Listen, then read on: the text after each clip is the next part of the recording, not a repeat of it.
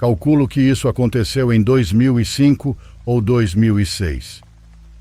Eu era pequeno, mas conheci e me lembro muito bem dessa pessoa, um vizinho do prédio. O senhor morava sozinho, mas nem sempre foi assim. Quando o filho dele morreu em um acidente, ele pegou na garrafa e nunca mais largou. Tinha que cuidar do neto, que era um rapaz tranquilo. O senhor não era assim, mas o álcool o tornou violento.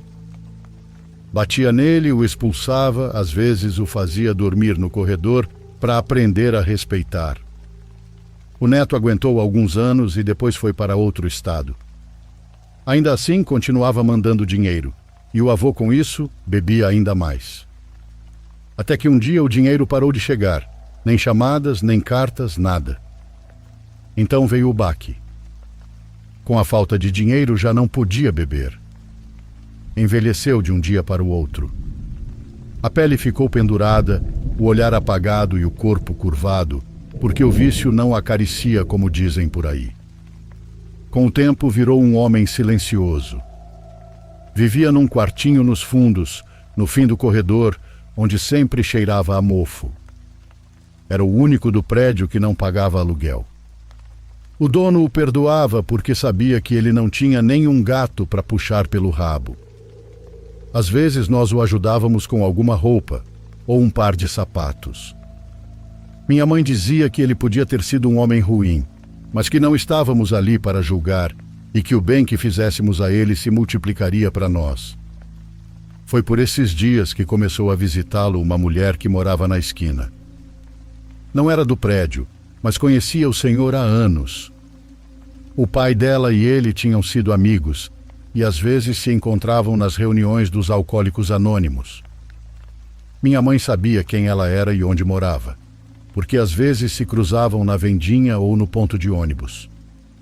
No começo ela ia só de vez em quando conversar ou deixar comida. Dizia que tinha pena de vê-lo tão sozinho e que não se importava em dividir o que fazia, porque sempre sobrava algo. Depois começou a ir todos os dias, como se entre eles tivesse se formado uma rotina. Os meses passaram e o senhor foi se deteriorando de um jeito que dava pena e medo ao mesmo tempo. Primeiro vieram os tremores nas mãos, depois o corpo ficou magro de um jeito bizarro. Diziam que era a idade, o estômago, ou simplesmente falta de vontade de continuar. O corredor que levava ao apartamento dele começou a ter um cheiro estranho. Não era só o de lugar fechado. Era algo que se impregnava na roupa e nas paredes. Uma mistura de coisa podre com roupa parada dentro do tanque. Com o tempo, o cheiro virou parte do prédio e quando alguém passava por perto, respirava pela boca para não sentir tanto. Diziam que o senhor já não conseguia chegar ao banheiro e que fazia tudo ali mesmo. O chão em frente à porta dele vivia molhado e ninguém queria saber com o quê. Às vezes ele abria a porta para o ar entrar, mas o que saía era pior, um vapor quente e azedo. As roupas que pendurava do lado de fora tinham manchas, algumas marrons, outras amareladas, e todas com um cheiro ácido. A água das caixas d'água que abasteciam os outros apartamentos também começou a feder. Diziam que cheirava a urina, e quando a gente lavava as mãos, parecia que o cheiro ia ficar para sempre. Às vezes se ouvia ele vomitar. Não pedia ajuda, e dava para escutar o barulho no balde e depois o silêncio, como se tivesse dormido em cima. Minha mãe dizia que o ar do prédio parecia sujo. A vizinha da esquina continuava indo até ele. Dizia que ia ajudá-lo a se limpar, trocar a roupa e dar comida. E embora às vezes fizesse a faxina, o cheiro continuava sempre igual. Ela saía de lá com o rosto suado, o cabelo grudado, as mãos trêmulas, e ainda assim voltava no dia seguinte. Um dia na madrugada não se ouviu nada. Nem tosse, nem passos, nem ânsias, nem descarga, e nem a porta que rangia quando se abria. A vizinha da esquina foi a primeira a entrar. Disse que o encontrou na cadeira, com os olhos entreabertos, o corpo ainda morno e a boca com espuma seca nos cantos. Quando o senhor morreu, ninguém queria entrar no quarto. O cheiro saía pelo corredor como uma onda quente. À tarde, quando já tinham levado o corpo, o dono do prédio ligou para minha mãe. Ofereceu pagar bem, porque sabia que ela era corajosa e não se acovardava diante de nada. Pediu que limpasse o quarto. Disse que era só tirar as coisas e deixar tudo fechado, que não ia demorar muito. Mesmo assim, ela pensou bem. Era um trabalho horrível e todos sabiam disso. Entrou com um pano úmido no nariz. O ar era tão espesso que parecia dar para cortar.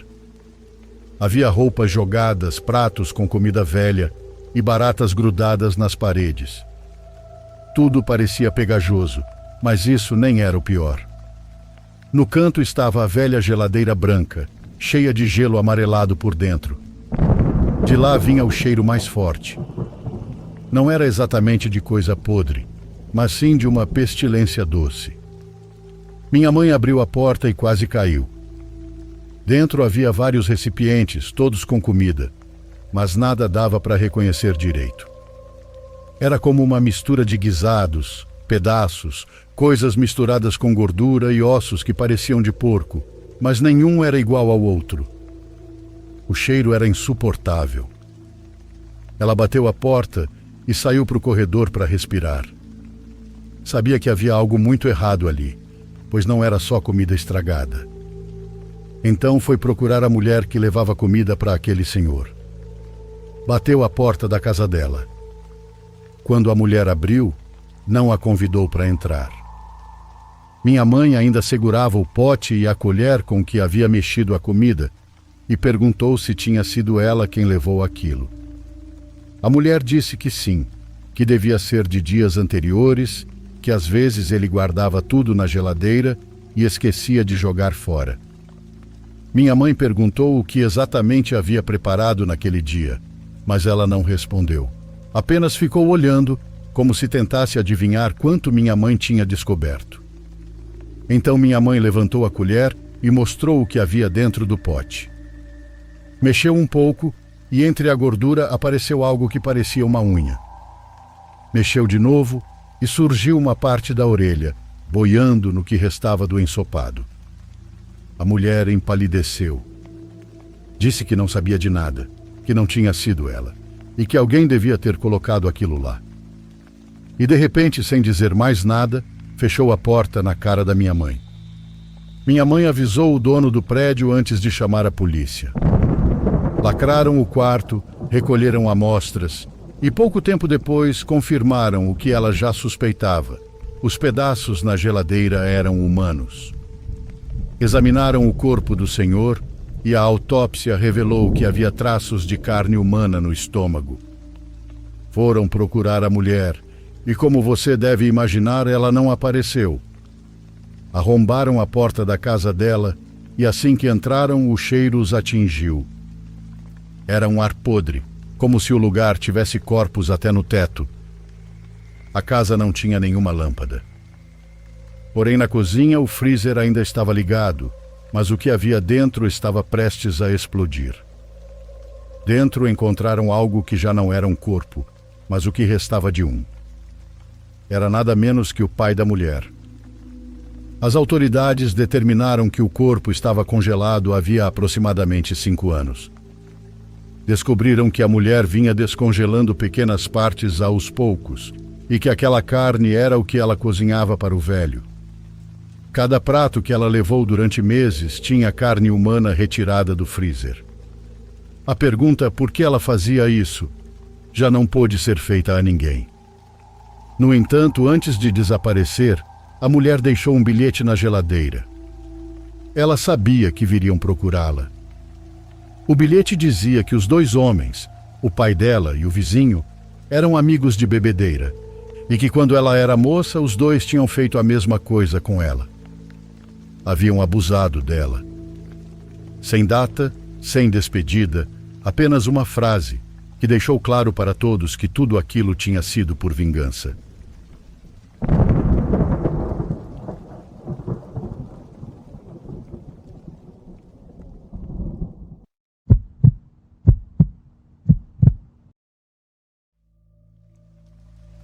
Meu nome é Inés e cresci em um lugar chamado San Jerônimo del Monte. É uma comunidade pequena, cercada por morros e pinheiros aqui na Colômbia. Quase sempre há neblina ao amanhecer e as estradas são de terra. Vivi lá com minha mãe Petra e meu avô Eulálio. Ele tinha uma fazenda com animais e um curral velho que sempre cheirava mal. Minha infância foi simples. Não havia muito o que fazer além de ajudar com os animais e caminhar até o riacho para buscar água. Eu gostava de ver como meu avô tratava suas cabras. Cada uma tinha seu próprio nome e dizia que cada uma tinha sua própria personalidade. Uma delas deu à luz 3 filhotes em uma madrugada fria. Lembro que eu estava acordada. 2 nasceram bem, mas o terceiro, um cabritinho pequeno, tinha uma pata mal formada e mal conseguia se levantar. Meu avô disse que ele não ia sobreviver, mas algo me fez ficar ao lado dele. O enrolei em um pano e o coloquei perto do fogão. Tinha olhos grandes e um pelo vermelho escuro. O chamei de Tinta, por causa dessa cor. Desde o primeiro dia o adotei como se fosse meu. Eu o alimentava com uma mamadeira e ele dormia perto da minha cama. Minha mãe dizia que mais cedo ou mais tarde eu iria sofrer quando o animal morresse, mas isso não me importava. Os dias se passaram e Tinta foi melhorando. Aprendeu a andar, embora mancando um pouco. Ele me seguia por toda parte. Se eu saía para o quintal, ele ia atrás. Se eu me sentava para lavar roupa, ele se deitava ao meu lado. Não o tratávamos como os outros animais. Ele comia dentro de casa e se deitava na sala quando fazia calor. Eu me sentia orgulhosa do jeito que cuidava dele. Nunca imaginei que poderia amar tanto um animal. Às vezes, eu o penteava com uma escova velha, tirava a lama de suas patas e lhe dava pão com açúcar.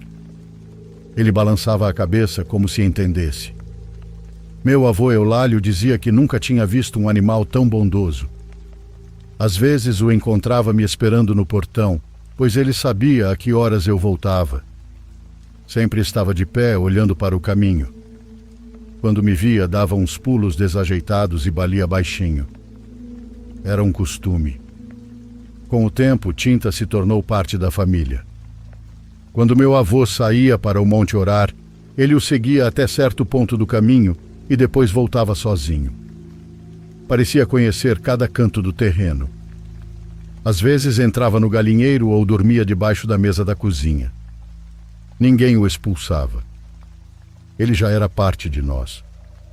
Uma madrugada acordei com barulhos no curral. As cabras estavam muito mais agitadas do que o normal. Ouvia-se batidas, balidos e os cachorros não paravam de latir. Minha mãe acendeu a lamparina de querosene e corremos para o quintal. Quando chegamos ao curral, vi Tinta caído no chão.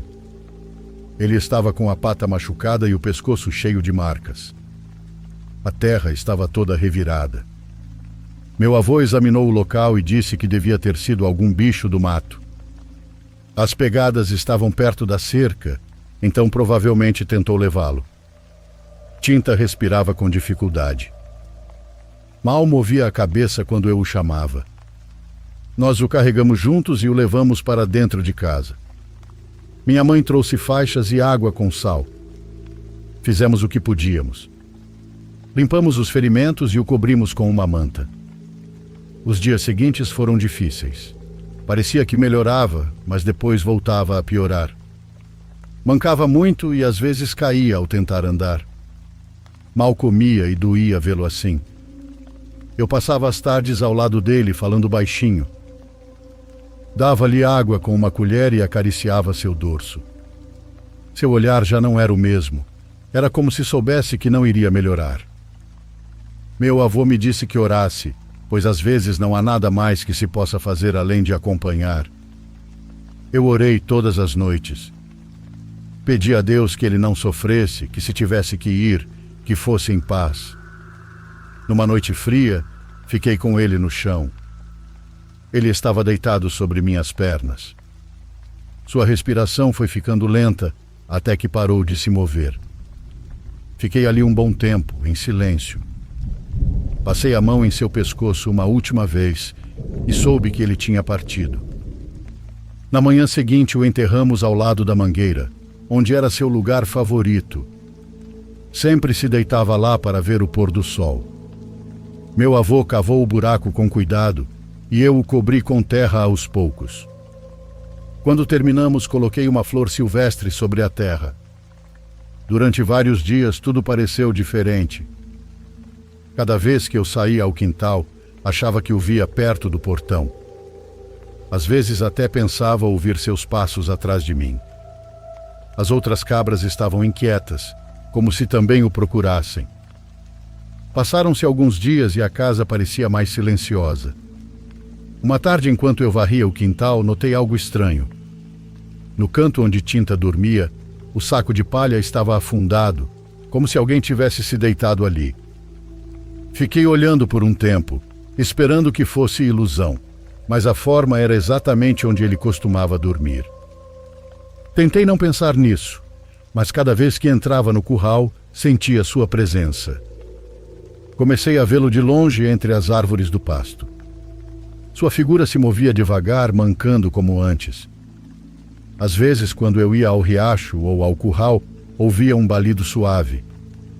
Era curto, mas inconfundível. Eu parava na hora. Não podia me enganar, era ele. Às vezes o som vinha do caminho, outras vezes do monte. Eu ficava com a sensação de que ele me procurava. Algumas vezes vi uma sombra avermelhada se mover entre os troncos. Era pequena e desajeitada, deslizando entre os arbustos. Eu ficava olhando até ela desaparecer. Não sentia medo, só uma mistura de saudade e consolo. Era como se o animal ainda me acompanhasse de longe. Desde então comecei a olhar com frequência para a mangueira. Sentia que algo se movia ali atrás. Uma tarde, enquanto fechava o portão, eu o vi. Ou pelo menos achei que vi. Estava ao lado do tronco, parado. Sua silhueta se distinguia pela cor do pelo. Naquela noite contei tudo ao meu avô. Ele me ouviu, depois colocou a mão em meu ombro e disse que eu pedisse a Deus pelo descanso do animal. Era uma manhã tranquila e eu tinha ido ao riacho com um balde na mão, como fazia quase todos os dias. Gostava desse momento, pois o som da água me acalmava. Ajoelhei-me à beira e comecei a encher o balde. A água corria limpa entre as pedras e por um instante tudo pareceu parar. Era um silêncio estranho, presente em todos os lados. Então levantei o olhar e lá estava ele. Do outro lado do riacho, entre a grama alta, eu o vi. Era Tinta. Meu coração parou. Senti um frio na barriga. O sol do meio-dia fazia o pelo avermelhado brilhar e a água refletia sua figura com tanta nitidez que me pareceu impossível. Não consegui me mover. Não consegui pensar. Era ela, de pé, vivo, olhando para mim. Soltei o balde sem perceber e o som dele batendo nas pedras me despertou, mas não me fez reagir. Tinha medo que ele desaparecesse, que fosse apenas um reflexo ou um sonho. Mas ele não se moveu e continuava me olhando com aquela mesma calma de sempre. Quando cheguei à beira do riacho, hesitei por um segundo, depois atravessei. A água chegou até meus joelhos. Estava gelada, mas não me importei. Caminhei rápido, e meu coração batia tão forte que eu podia ouvi-lo. Tinta permanecia quieto, me esperando como se soubesse que eu viria. Quando cheguei mais perto, ele começou a se mover em minha direção. Seu passo era lento, mancando como antes. Não havia medo nele, só uma paz que me desarmou. Quando o tive diante de mim, ele encostou a cabeça em minha perna. Senti o toque suave, quente, real. Me agachei sem pensar e o abracei. Seu corpo estava como antes, quente e vivo. Encostei o rosto em seu dorso e juro que o senti suspirar. Foi um suspiro real, profundo, como o de uma pessoa. Naquele momento meu coração se partiu. As lágrimas escorreram sem que eu pudesse detê-las. Disse a ele que sentia saudade e que o tinha esperado tanto. O abracei forte, com medo de que desaparecesse se o soltasse. E por um instante, senti que ele também me apertava. Era um gesto suave, como se entendesse o que estava acontecendo. Ficamos assim por um bom tempo, e o riacho continuava correndo ao nosso lado. O vento tinha parado e tudo era silêncio. Só estávamos ele e eu. Não sei quanto tempo passou, pois eu não queria que terminasse. Não queria abrir os olhos. Quando finalmente levantei a cabeça, o sol já tinha se movido. Tinta ainda estava ali, depois se afastou devagar.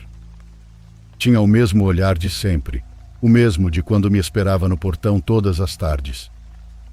Caminhou alguns passos em direção ao monte e seguiu seu caminho. Seu andar era lento, com a mesma mancadinha de sempre. Eu o vi se afastar até que sua figura se perdeu na neblina da serra. Fiquei ali, sem chorar, apenas olhando para o monte.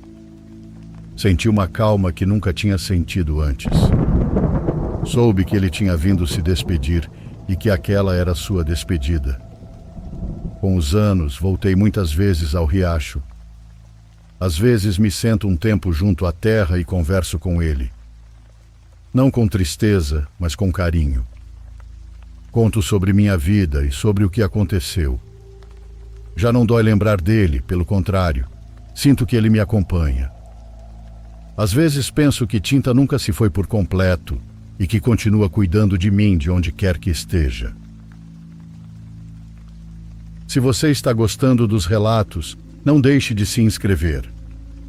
Isso nos ajuda a fazer com que as histórias cheguem a mais pessoas. Agora continuamos.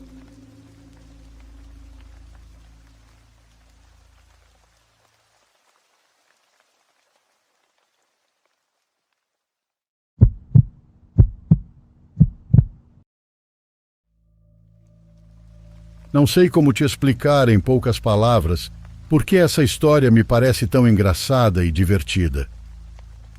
Mas não me entenda mal. O cômico não tira o aterrorizante. Na verdade, é tão aterrorizante quanto só a vida real pode ser.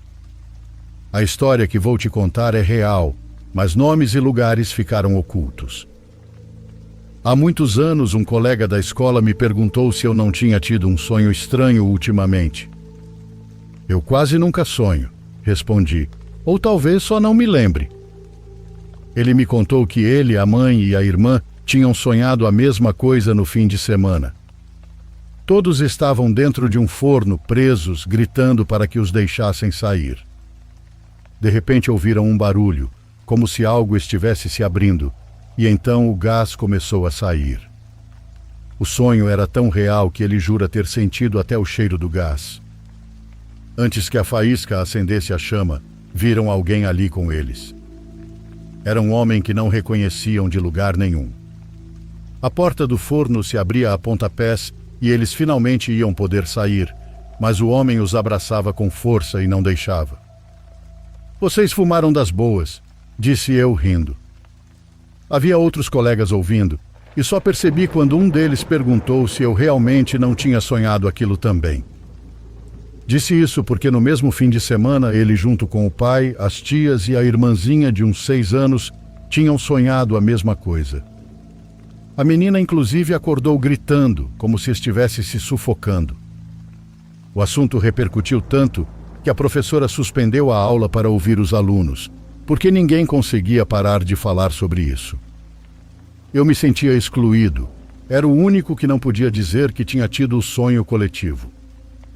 Na verdade, não era o único, mas os que tinham sonhado eram a maioria. A professora estava do meu lado, e ela também não lembrava de ter sonhado nada parecido. Quando cheguei em casa, perguntei para minha mãe se ela tinha sonhado algo estranho. Ela disse que não, mas comentou que meu pai disse que lá na loja não se falava de outra coisa. Meu pai tinha uma mercearia com um pequeno refeitório nos fundos. Lá ele preparava salgados, pastéis, tortas e servia cerveja aos conhecidos. Foi ali que o pessoal ficou conversando sobre os sonhos, contando em detalhes como se sentiram presos. Muitos outros do bairro também tinham sonhado a mesma coisa. No dia seguinte, a escola estava igual, só que dessa vez a professora não parou as aulas. Deixou os alunos falarem como se fosse mais uma fase da adolescência. Mas no recreio, o assunto voltou. No segundo dia, alguns relataram pesadelos. Não todos, foram menos que no fim de semana, mas ainda assim vários garantiam ter sonhado coletivamente. Cada um dizia estar em um restaurante diferente, mas a cena era sempre idêntica. Uma mesa, um prato servido e um atendente simpático indo e vindo. Todos estavam sozinhos e todos diziam que a carne era deliciosa. Até que em algum momento um deles perguntava ao atendente que carne era aquela. O garçom se aproximava sorrindo e, ao estender um braço para apontar o prato, percebiam que ele não tinha o outro braço. "É esta", respondia. "Vocês estão comendo o meu braço." E então o reconheciam como o mesmo homem do forno. O mesmo homem do sonho anterior. De verdade, eu me sentia como se estivesse perdendo algo. Sabe quando um brinquedo da moda aparece e todos na escola têm, menos você? Eu era o único que não tinha tentado desenhar o rosto do homem, porque todos o descreviam com as mesmas características, como se fosse a mesma pessoa. Chegando em casa, a vizinha, o marido e os filhos tinham sonhado com o refeitório. Na loja, entre salgados e cervejas, todos falavam da mesma coisa. Alguns contavam como piada, outros com medo. Diziam que o homem tinha o rosto queimado, que sorria sem mover a boca, ou que ao acordar ainda sentiam o cheiro da comida. À noite ouvi meu pai dizer que iam chamar alguém de um noticiário para investigar. "Talvez seja a água que estamos bebendo", disse minha mãe. "Você sonhou com isso?" Ela perguntou para mim. Nós três estávamos na mesma situação, pois ninguém tinha sido convidado a participar. O que eles faziam de diferente? Por que tinham sido escolhidos? Surgiram teorias sobre experimentos, algo na comida ou contaminação. Acho que alguém de um canal de notícias chegou a entrar em contato para fazer entrevistas na terceira noite, mas nunca mais aconteceu. Os sonhos coletivos acabaram para sempre. Quer saber por que nós nunca sonhamos? Por que nunca vimos o rosto daquele sujeito justo na parte mais horrível do pesadelo? É porque nós não comíamos fora. Soube-se disso quase 12 anos depois. Passaram-se 12 anos e a maioria esqueceu tudo. Não teve alguém tentando resolver o mistério e identificar o homem do forno. Um mês depois, ninguém mencionava o assunto. O tempo passou, até que um dia, lá na lanchonete nos fundos da loja do meu pai, por volta das 10 da noite, entrou um bêbado. Era um sujeito que ele teve dificuldade de reconhecer, mas que parecia familiar. Meu pai pegou algo da gaveta para se defender e avisou que estava fechado. O homem sentou rápido e implorou para beber algo. Na segunda vez que meu pai pediu para sair, falou mais firme com a mão na cintura. O homem começou a chorar. Caiu de joelhos, dizendo que estava pensando em se matar e que queria ficar bem bêbado para ter coragem de fazer isso. Meu pai prometeu a si mesmo que não lhe daria álcool, mas sentou-se à frente dele e pediu que falasse. Dava para ver que ele precisava se libertar de algo. Contou que 12 anos antes tinha cometido um crime. Disse que tinha vindo de outro estado com um dinheiro dos pais, jurando que um dia devolveria. A coisa deu certo, então abriu um negócio, depois outro e mais outro. Nunca teve tempo de voltar para pedir perdão, até que um dia encontrou o pai no centro. O velho o reconheceu, cruzaram olhares por segundos e o pai simplesmente seguiu andando. Fazia 12 anos. O homem correu atrás dele e o alcançou algumas ruas adiante. O pai não queria falar, nem olhar para ele. O filho se ajoelhou no meio da rua e implorou perdão. Constrangido pelos olhares, O velho estendeu a mão e o ajudou a levantar. O filho chamou um táxi. O pai entrou contrariado e foram para o bairro onde o homem morava e tinha o negócio. Contou sobre o dinheiro, mostrou a casa, a caminhonete e disse que começou com uma loja e agora tinha 4 pizzarias. Tudo isso em troca da tua mãe morta, disse o pai. Minha mãe? Como está minha mãe? Perguntou ele. Você não me ouviu? Respondeu o velho. Está morta. Você a matou. O dinheiro que ele pegou era para a operação que a mãe precisava fazer. O homem disse ao meu pai que naquele momento sentiu que se sufocava. Queria gritar, mas nada saía. Queria desaparecer. Teve um colapso nervoso tão forte que as palavras do pai o cegaram e ele avançou contra ele. Quando se acalmou e viu o que tinha feito, entrou em pânico. Disse que levantou o corpo, limpou o chão com um pano e que recolher aquele sangue foi uma das sensações mais estranhas que já sentiu. Depois colocou o corpo dentro de um forno do moinho. Um forno não é um incinerador, mas ele achou que funcionaria. Quando percebeu que não era assim, abriu todo o gás e ficou horas do lado de fora observando a fumaça subir pela chaminé e desaparecer na noite. Disse que sentiu arrepios quando ouviu um monte de cachorros uivando de madrugada na lua cheia, como se reconhecessem o cheiro do que estava sendo cozinhado. Foram 12 horas no total, até que aquilo se parecesse um pouco com o que ele imaginava, como forma de se livrar das evidências. Meu pai já temia o que viria em seguida. Por isso se levantou sem dizer nada e levou a mão à cintura. O homem o olhou com olhos marejados. Disse que a fumaça se dissipou ao amanhecer e então era hora de preparar a produção do dia. Com a farinha e a água misturou as cinzas. Que sorte que ninguém percebeu, disse ele. O silêncio se estendeu. O som dos refrigeradores vibrava ao longe. Faz quanto tempo isso? Perguntou meu pai. 12 anos. O homem amassava uma foto na mão. Meu pai pediu para ver e era uma foto velha dobrada ao meio. Nela aparecia o pai do sujeito. Apontando a arma, meu pai o expulsou da loja aos tapas. O homem obedeceu sem dizer nada e parecia aliviado, dizia meu pai, como se tivesse se esvaziado. Ao sair, foi andando devagar, sem olhar para trás. Meu pai chegou a ligar para a polícia, mas não soube o que dizer. Desligou. Ainda bem que a gente não come pizzas, pensou ele. Chegou em casa mais tarde. Disse que ficou pensativo, remoendo tudo aquilo. No dia seguinte, colou a foto do velho na loja, entre anúncios e promoções do dia. É com ele que sonhamos naquela vez. Disseram 5 pessoas. Não sei se você lembra, mas no começo eu disse que essa história me parecia um pouco cômica. E é que no fim das contas todos tiveram o mesmo sonho porque comeram o velho com a massa da pizza.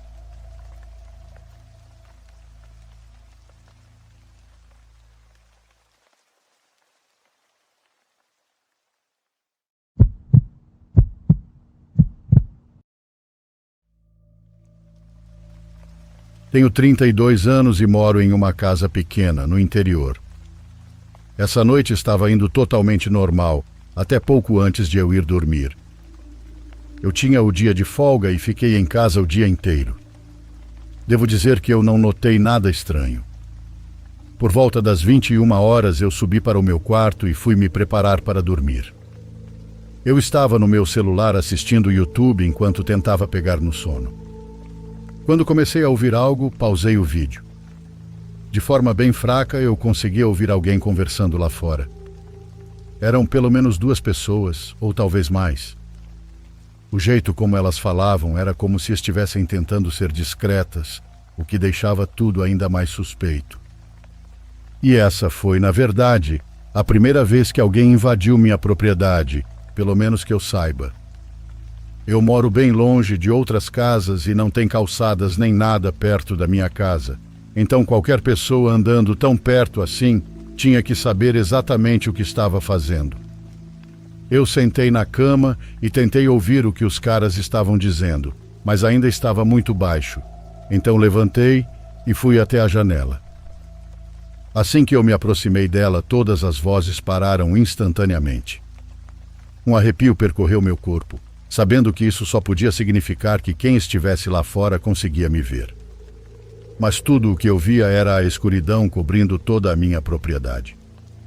A ideia de todos aqueles olhos olhando para cima, direto para mim na janela, era extremamente perturbadora.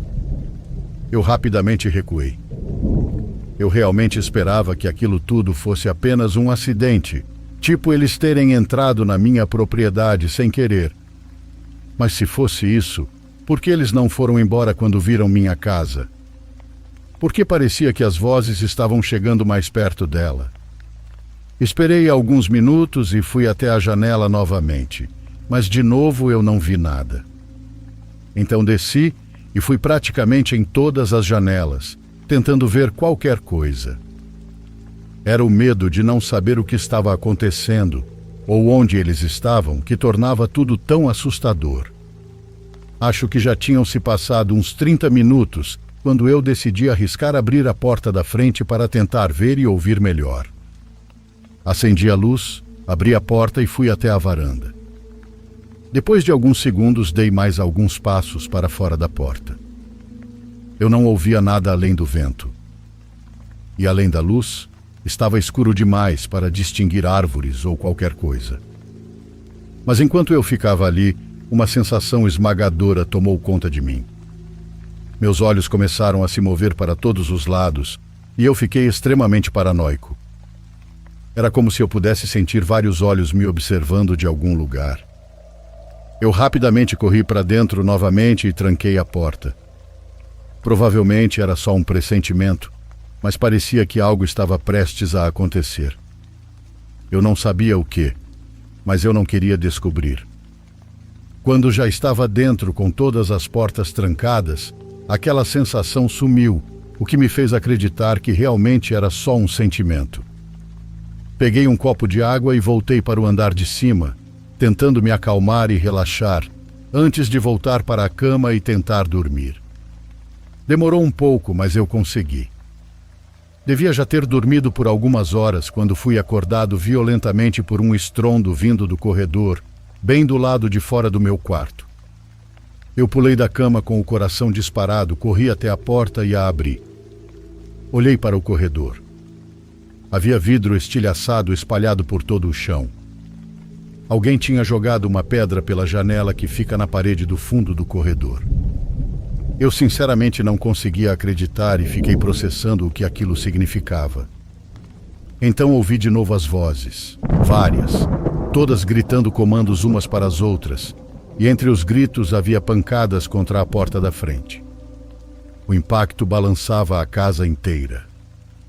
Durante aquelas pancadas, mais janelas começaram a se quebrar enquanto eu corria de volta para o quarto e me trancava lá dentro. Liguei para a polícia no mesmo instante. Foi enquanto eu ainda estava na ligação que ouvi o som aterrorizante da porta sendo arrombada e várias pessoas correndo para dentro da casa. Eu conseguia ouvir os passos correndo pelo andar de baixo. Eu até conseguia ouvir alguns deles rindo. A atendente da linha disse que um policial estava a 5 minutos dali, mas sabendo que o grupo já tinha invadido e que provavelmente conseguiria arrombar facilmente a porta do quarto, eu não me sentia seguro esperando. Fui até a janela e abri. Como essa casa era um estilo tipo rancho com telhados inclinados, essa janela dava acesso ao telhado. Obviamente não era para subir ali, mas eu senti que não tinha escolha. Eu saí engatinhando pela janela até o telhado, fechei a janela e subi mais para o alto dele. 1 minuto depois, os homens começaram a bater na porta do quarto. Alguns gritaram para eu abrir, outros falando de um jeito que parecia estar tirando com a minha cara. Era doentio. E então bastaram alguns golpes até eles arrebentarem a porta. Os passos deles se espalharam abaixo de mim. Depois de procurarem por uns 30 segundos, eu conseguia ouvir a frustração deles. Eles vasculharam o andar de cima inteiro, provavelmente conferindo todos os cômodos 2 vezes. Depois disso, eu realmente não sei o que aconteceu, mas eles permaneceram dentro da casa até que as sirenes da polícia começaram a se aproximar ao longe. Então o grupo correu para fora da casa e desapareceu direto na escuridão. Eu fiquei no telhado até os policiais entrarem e conseguirem me ajudar a descer. Eu ainda não consigo acreditar que consegui escapar. Um grupo inteiro invadindo agressivamente minha casa no interior no meio da noite enquanto eu estava sozinho. Eu só consigo imaginar o que eles estavam tentando fazer. Minha casa ficou praticamente destruída, mas nada foi levado, o que infelizmente significa que eles definitivamente estavam procurando por mim. Eu não sei se era por mim especificamente, ou se simplesmente escolheram minha casa por acaso, mas acho que nunca vou saber.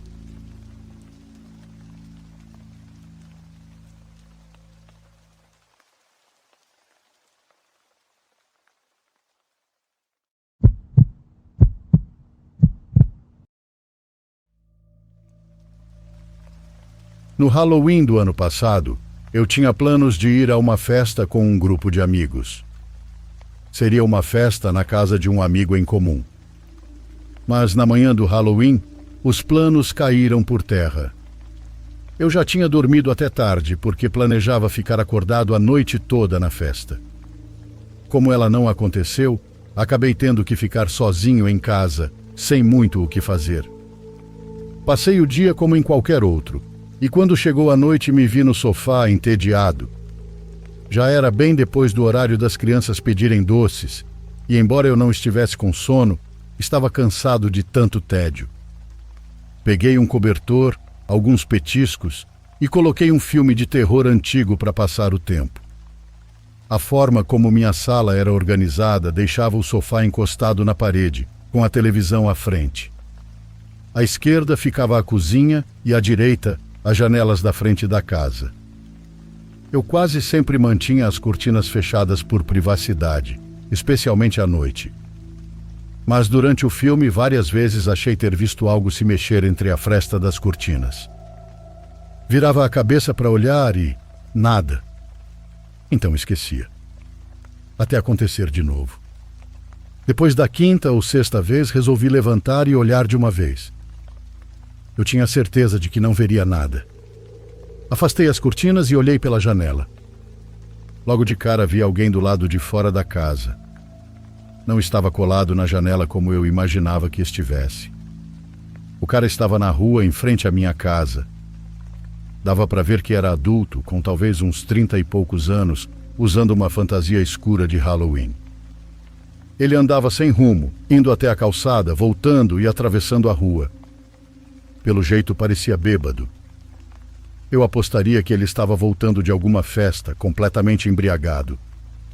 Olhei no relógio e era 1 da manhã. Não parecia perigoso nem nada, e eu também não achei que fosse ele quem eu tinha visto antes se movendo perto da janela, porque estava longe demais.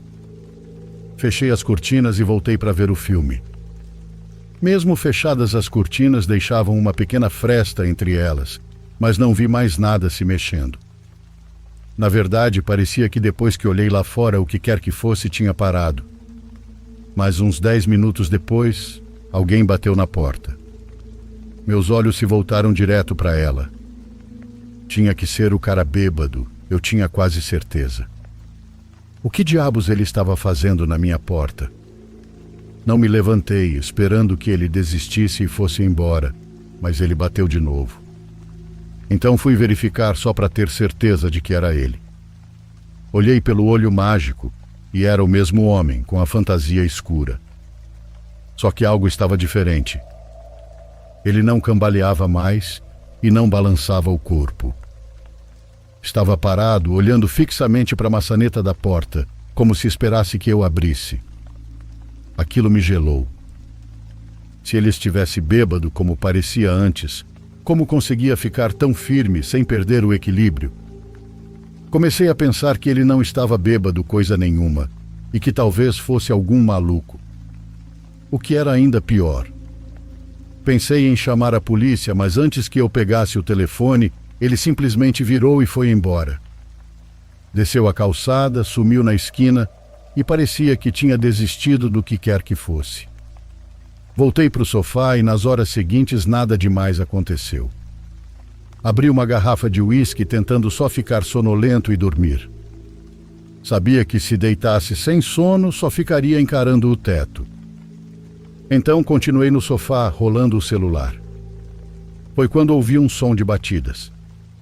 Vinha do outro lado da casa. Levantei tentando identificar o que era e de onde vinha exatamente. Eram batidas fortes do lado de fora contra a parede. Fui pelo corredor até a sala de jantar. Dei alguns passos e segui o som até a janela do fundo. Então eu vi a sombra de um homem, parada bem atrás do vidro, batendo alguma coisa contra a janela. Estava escuro demais para ver o rosto dele, ou o que ele segurava. Saí correndo para a sala e liguei para a emergência. O mais assustador é que ele não parou. Enquanto eu falava com a atendente, ainda ouvia as batidas no vidro. Quando os policiais disseram que estavam a caminho, fui até o corredor para tentar ver de novo. Queria saber se era o mesmo cara de antes, mas ele percebeu que eu o via. Parou de bater, ficou parado por um instante e depois se afastou, caminhando lentamente para fora da minha visão.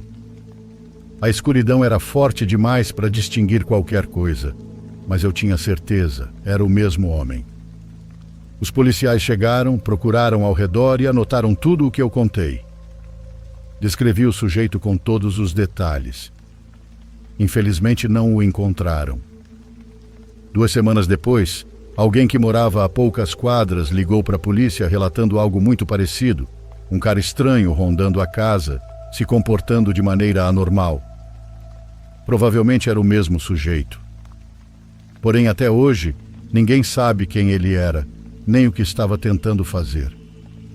E eu só fico me perguntando, o que teria acontecido se eu tivesse aberto a porta para ele?